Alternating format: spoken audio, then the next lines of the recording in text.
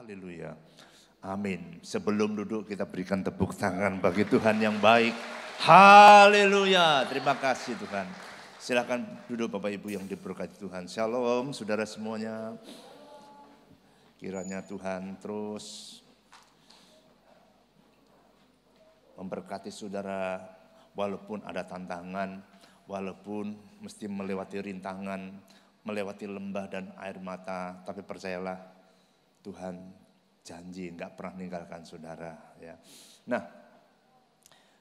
Bapak Ibu dan saudara sekalian, saya akan sharekan pada hari ini yaitu kita mesti mengenal di dunia ini ada 3 lembaga Allah yang Tuhan taruh di dunia ini. Dan kita mesti ngerti nanti. Dan ingat, iblis akan menghancurkan 3 lembaga Allah di dunia ini, di bumi ini. Nah, sudah tahu kenapa iblis begitu marah sama Allah? Karena atas kesombongannya. Malaikat Lucifer, malaikat bintang fajar, penghulu malaikat yang dipercayakan Allah untuk menyemarakkan surga. Dia mulai sombong, mulai ingin menyamai Allah yang maha tinggi. Karena kesombongan itulah Allah mencampakkan penghulu malaikat yang bernama Lucifer. Jadi di surga itu ada 3 malaikat, 3 penghulu malaikat.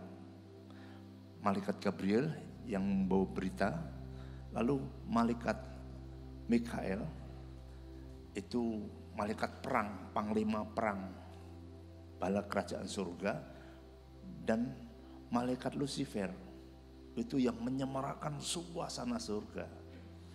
Nah, ini yang penghulu malaikat Lucifer nih, ini yang dicampakkan ke bumi.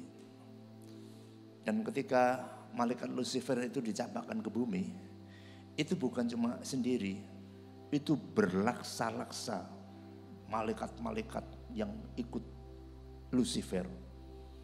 Jadi ketika dicampakkan pengikutnya itu banyak sekali ya.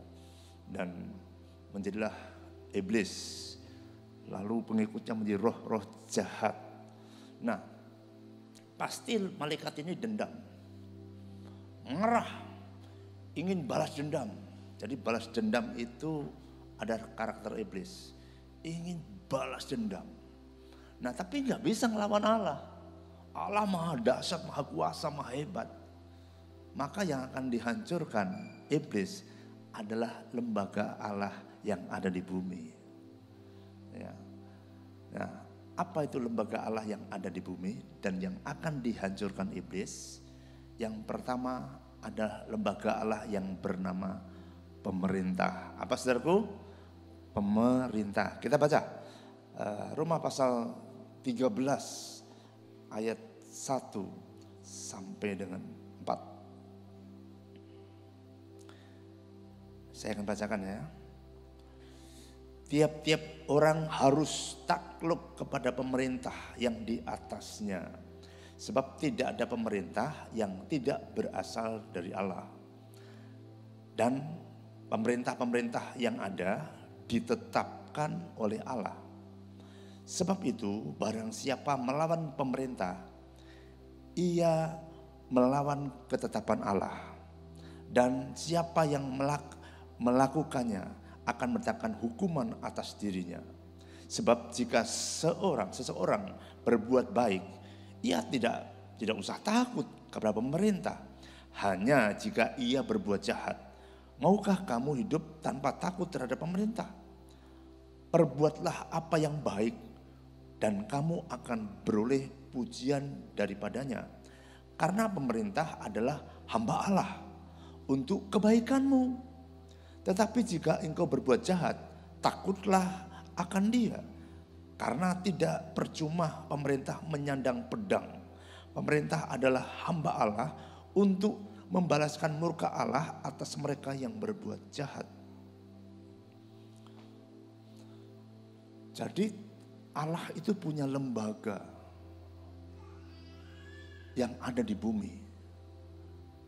untuk mengatur penduduk bumi. Supaya penduduk bumi itu hidup tentram, damai, sejahtera. Dan Allah menaruh otoritas atas pemerintah. Tadi kan saya bilang, iblis nggak berani lawan Allah. Dia tahu, dia nggak mampu. Dia akan hajar lembaganya, pemerintah yang akan dihajar. Saya nggak ngomong pemerintahan atau bentuk kerajaan republik di negara-negara lain. Saya ngomong sekarang pemerintahan atau lembaga Allah yang ada di Indonesia, yaitu pemerintah Republik Indonesia. Bukan kebetulan Anda dan saudara lahir di Indonesia, menjadi warga negara Indonesia. Kita makan dan minum di negeri ini. Bekerja, sekolah, studi semua di negeri ini. Menikah, melahirkan keturunan di Indonesia. Dan Tuhan mau rencana Tuhan terjadi atas Indonesia.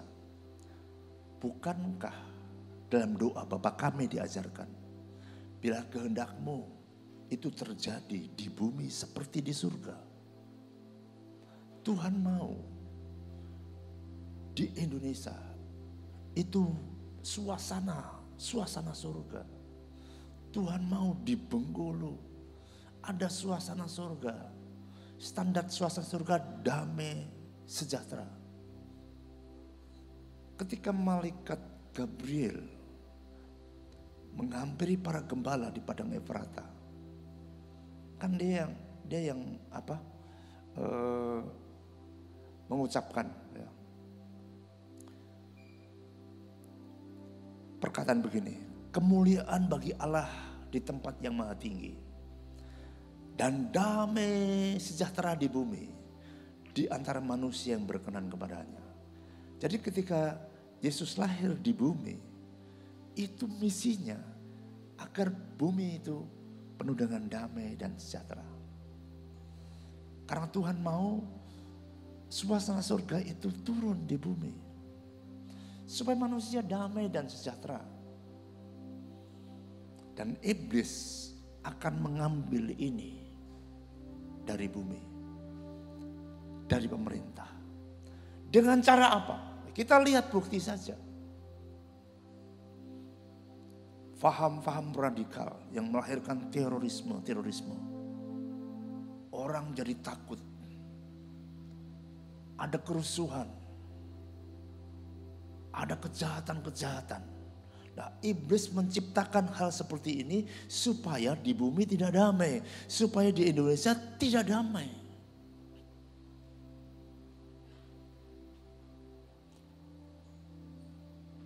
Kalau manusia hatinya sudah tidak damai, dia pasti tidak bisa mengerjakan dengan maksimal. Hidupnya ketakutan, gak bisa tidur, gak bisa bekerja. Karena ada yang namanya suasana tidak aman. Ada ketakutan. Saya ini bulan lalu diajak Pak Budi, habis MDPJ Jari Sentul, kita makan di Pluit. Dia tunjukin, Pak, ini apartemen. Bekas kerusuhan 98. Sekarang tidak ada penghuninya, trauma. Wanita-wanita yang ada di situ semua diperkosa.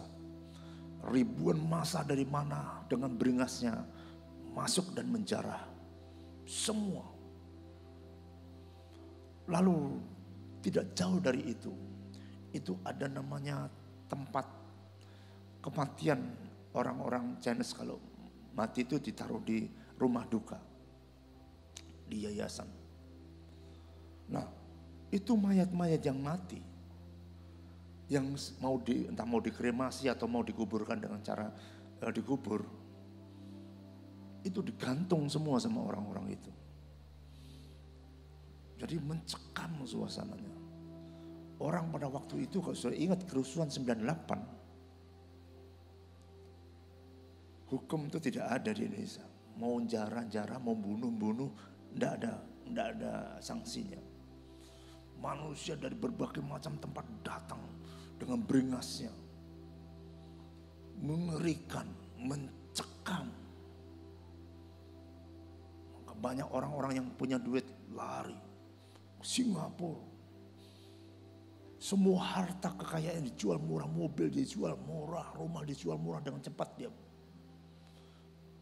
Pergi ke Australia, di Australia mau jadi pembantu, mau jadi apa, nggak jadi masalah. Yang penting aman, yang penting ada damai di hati.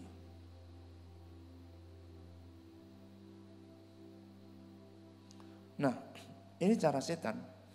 Karena memang setan ini, iblis ini ingin menghancurkan lembaga Allah. Supaya masyarakat, khususnya juga orang Kristen, hatinya tidak damai. Dimunculkanlah teroris paham-paham radikal. Dan bentuk-bentuk kejahatan yang lain. Dendam antara suku bangsa, antar warga, antar kampung, antar daerah, bentrok, wah rame.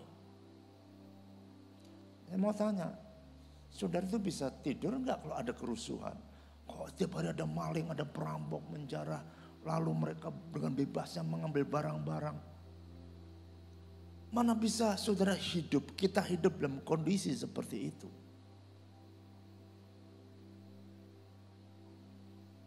Apa artinya punya rumah yang mewah? Saudaraku, orang-orang yang tinggal di Ukraina, rumah mewah, mobil mewah itu gak ada artinya. Semua mengungsi. Meninggalkan harta kekayaannya, semua ditinggalkan semua. Karena damai itu penting, rasa aman itu penting. Nah, untuk itu kita masyarakat Indonesia, khususnya orang Kristen, kita tuh dipanggil Tuhan juga untuk menjaga negeri. Dengan cara apa? Ya berdoa dong. Tunduk sama pemerintah dan mendoakan pemerintah. Mendoakan kota di mana kamu aku asingkan. Supaya kesejahteraan kota itu kesejahteraan kamu juga. Keamanan kota juga keamanan kamu. Berkat kota menjadi berkat kamu juga. Mesti kamu doakan, jangan enak-enak. Anda tinggal di Bengkulu, Anda dipanggil Tuhan mendoakan Bengkulu. Supaya damai sejahtera Tuhan ada di Bengkulu. Katakan amin saudara. Gak bisa enak-enak saja. Doakan pemimpin. Indonesia nanti akan buat pemilu. Doakan pemimpin yang takut akan Tuhan. Salah pilih, hancur negeri ini. Damai sejahtera hilang. Karena lembaga ini akan dihancurkan iblis. Supaya manusia tidak ada damai, tidak ada sejahtera dalam hidupnya. Itu yang pertama. Lalu lembaga Allah yang ada di bumi yang kedua, yang akan dihancurkan iblis adalah gereja. Apa saudaraku? Gereja. Allah mau berdaulat di gereja. Allah mau menyatakan kemuliaannya di gereja. Di dalam Matius pasal 16 ayat 18, Yesus berkata kepada Petrus, "Dan aku pun berkata kepadamu, engkau adalah Petrus. Di atas batu karang ini, aku akan mendirikan jemaatku, dan alam maut tidak sanggup menguasainya." Tuhan mau lembaga Allah yang ada di bumi yang bernama gereja, itu adalah gereja yang kuat. Gereja seperti batu karang, yang kokoh, yang berkemenangan, yang tangguh. Karena Allah mau berdaulat di situ. Pintu alam maut harus dikalahkan, tidak boleh menguasainya. Umat Tuhan harus berkemenangan, gereja harus berkemenangan. Menangkan jiwa. Menang terhadap masalah, menang terhadap persoalan. Orang-orang Kristen harus berkemenangan. Tuhan mau gerejanya kuat.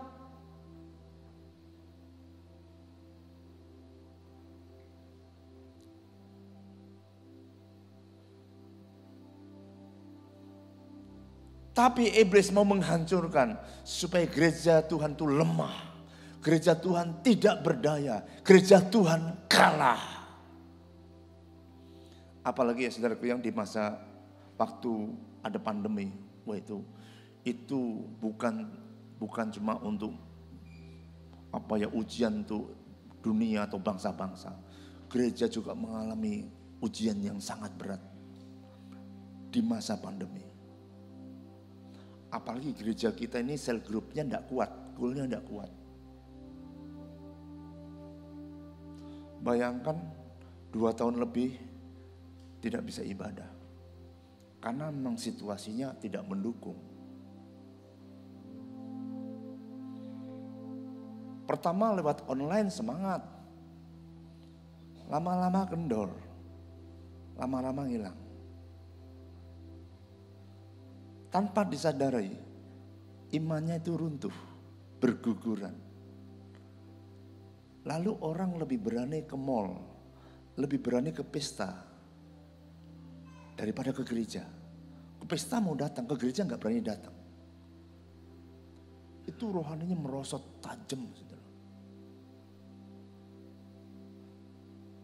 Kami di Jambi ngalami juga. Kami tidak ibadah. Di hotel abadi,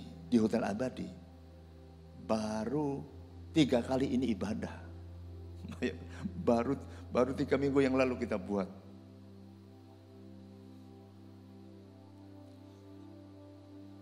Di tengah-tengah pandemi, sudah tahu nggak? Saya lihat ibadah yang online pada melorot semuanya. Wah, gimana Tuhan? Kami itu hanya doa, tiap hari doa, terus doa, minta Tuhan bekerjalah engkau, lakukan sesuatu buat gerejamu ini. Kita berpikir, kenapa enggak ngurus IMB gereja? Kan kita udah beli gedung, gedungnya gedung pesta, izinnya izin komersil.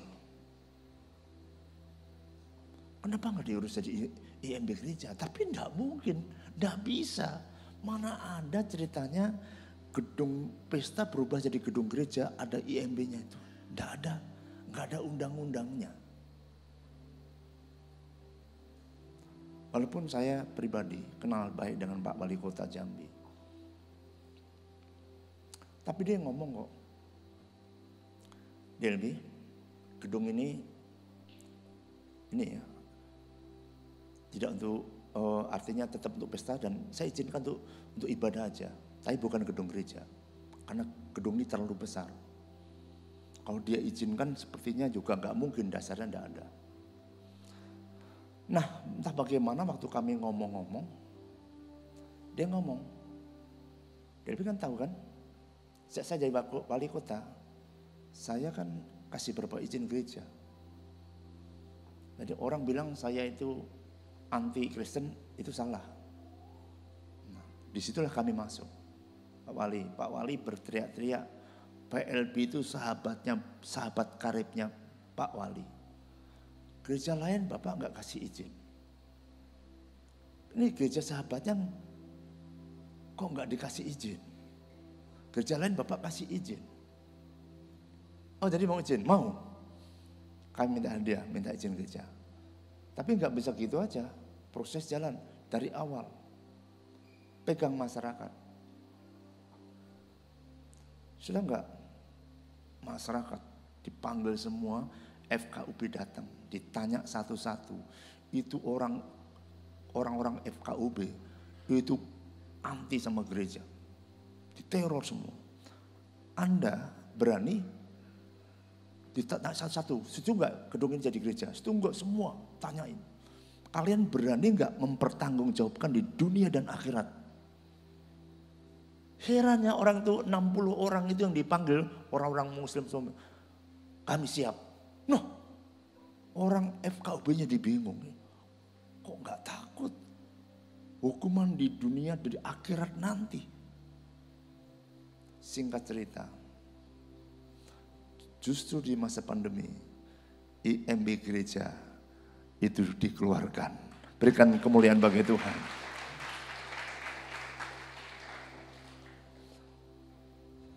Kami mau ibadah ini. Betul Pak, ya ibadah. Mau ibadah, ruangan sekolah minggu nggak ada. Karena gedungnya terlalu luas, bisa muat 2.000 orang. Ruangan sekolah minggu nggak ada, space-nya nggak ada, tinggal ada di samping. Nah, mungkin 13 kali 40 lah situ. Gimana kita nggak enak, kita ibadah, anak-anak nggak bisa ibadah. Kita bangun untuk ruangan sekolah minggu. Kontraktor kita panggil, biaya hampir 2M. Noh, bangunan cuma dua lantai, hampir 2M. Kita garap sendiri aja. Kita garap sendiri. Saya dengan Pak Utaswid, ayo kita kerjain sendiri. Nggak tahu ilmu dari mana, pokoknya kerja. Sudah enggak?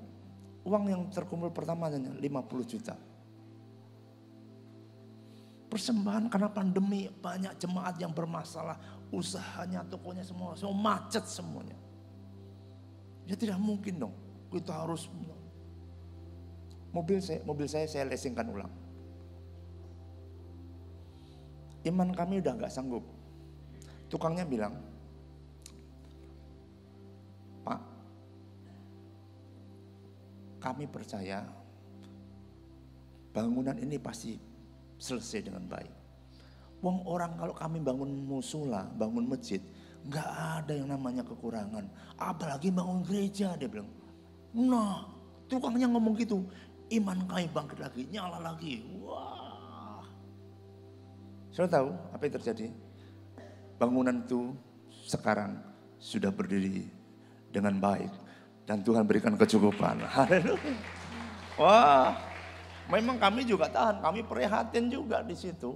Ya, kita banyak prihatinnya, tapi di situ Tuhan nyatakan kemuliaannya. Gereja mesti kuat, tidak boleh kalah. Walaupun di masa pandemi sekalipun. Lalu apa yang akan dilakukan iblis untuk menghancurkan lembaga Allah yang namanya gereja? Iblis itu ingin mengambil suasana surga di gereja. Supaya di gereja suasananya bukan suasana surga. Suasana ribut. Gosip, saling menyerang, saling menghakimi. Di dunia, di media sosial, di Facebook, di Instagram, semua dimainkan. Semua bukan membahas sesuatu yang memuliakan Tuhan. Harusnya saling menguatkan, saling menyemangati agar suasana surga ada di gereja. Iblis itu, ini suasana itu dirusak. Itu terjadi di mana-mana saudara. Bukan cuma di GPI, di gereja-gereja lain. Suasana ibadah dirusak, suasana rohani dirusak. Masalah kecil jadi besar. Tidak ada saling mendoakan lagi, tidak ada saling menguatkan lagi, tidak saling mengampuni lagi. Yang ada saling menghakimi, saling menjatuhkan, saling menjelekkan, saling seru di dalamnya. Dan itulah cara iblis. Nah, kalau Anda ke gereja, lalu hatimu nggak damai, nggak ada sejahtera, lah ngapain Anda ke gereja toh?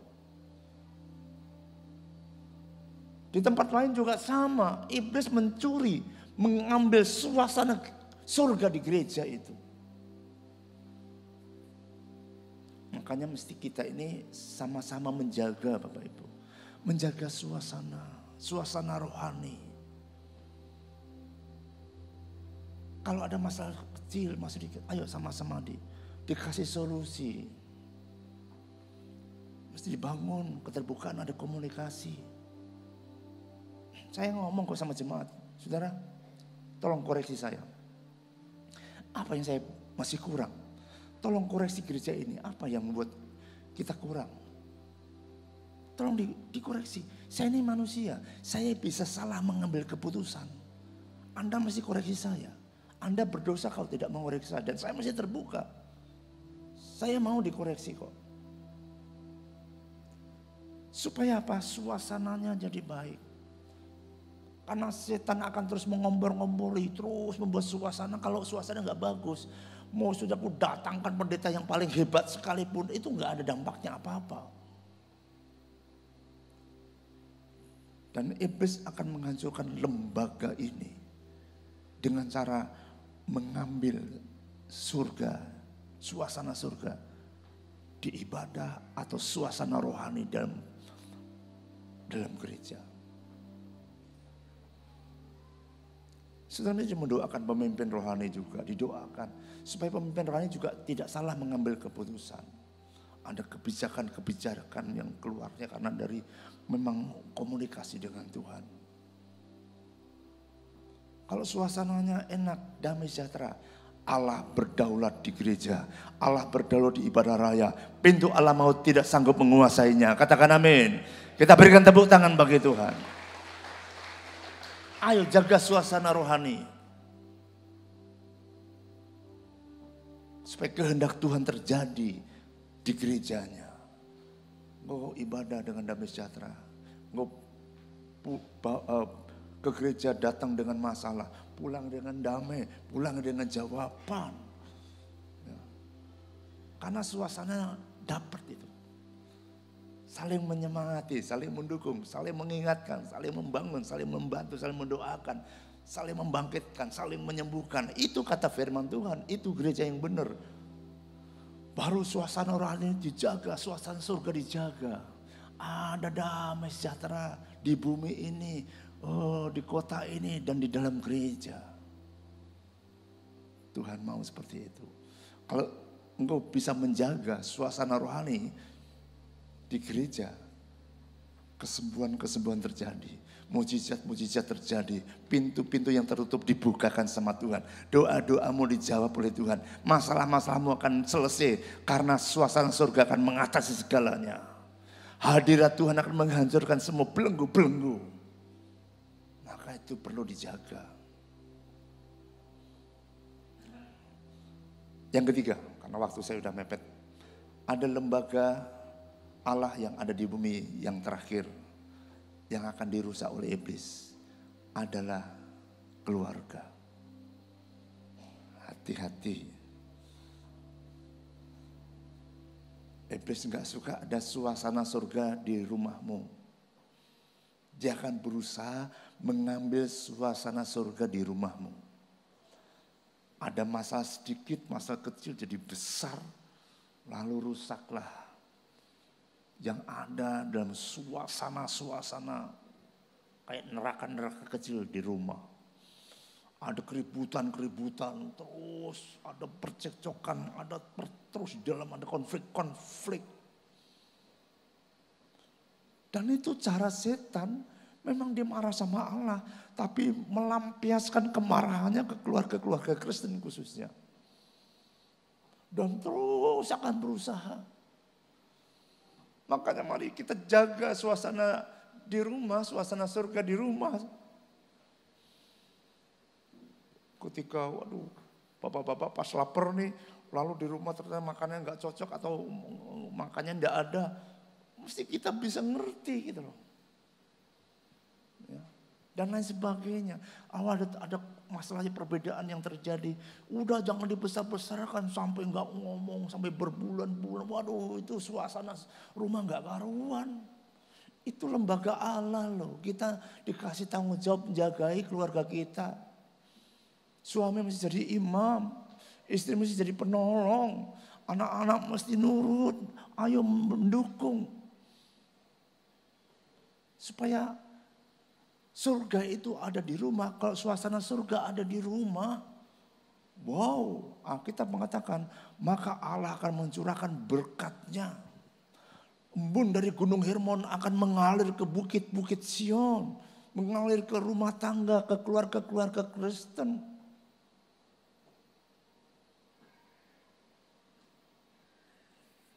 Kalau saudara-saudara duduk bersama-sama dengan rukun, menjaga suasana. Dan iblis akan menghancurkan lembaga Allah dengan cara dia mengambil suasana surga di bumi. mengambil surga yang ada di bumi, mengambil surga yang ada di ibadah raya, mengambil surga yang ada di rumah kita.